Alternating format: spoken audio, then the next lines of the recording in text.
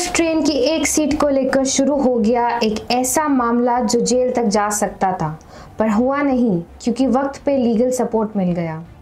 ये मामला है तीन भाइयों का, इमरान, इरफान और मोहम्मद, जो सिद्धेश्वर एक्सप्रेस के लोकल कंपार्टमेंट से फ्यूनरल अटेंड करने जा रहे थे।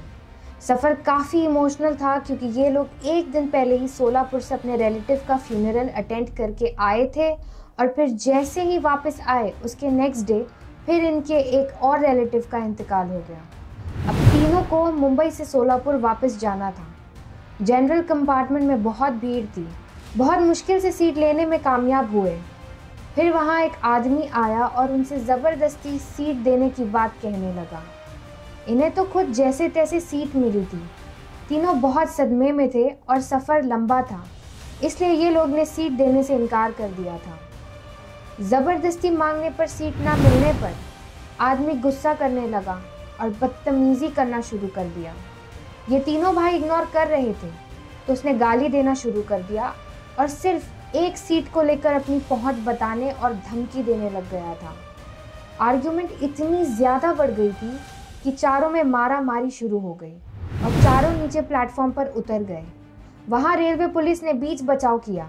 उस आदमी ने चालाकी से तुरंत एफआईआर दर्ज कर दिया, ये कहकर कि ये तीनों मुझे मार रहे थे।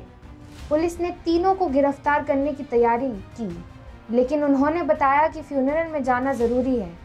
उन्होंने लिखित में वादा किया कि 2 दिन में वापस आके सरेंडर करेंगे। बहुत ज़्यादा रिक्वेस्ट करने पर पुलिस ने उन्हें जाने दिया और 2 दिन बाद उन्होंने पुलिस में पेशी दी और स्टेटमेंट लिखवाया।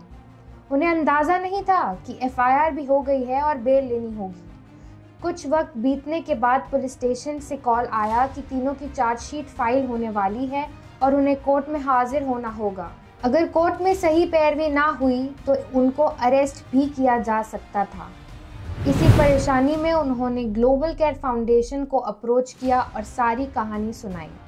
वेरिफिकेशन से पता चला कि वो लोग सही कह रहे हैं।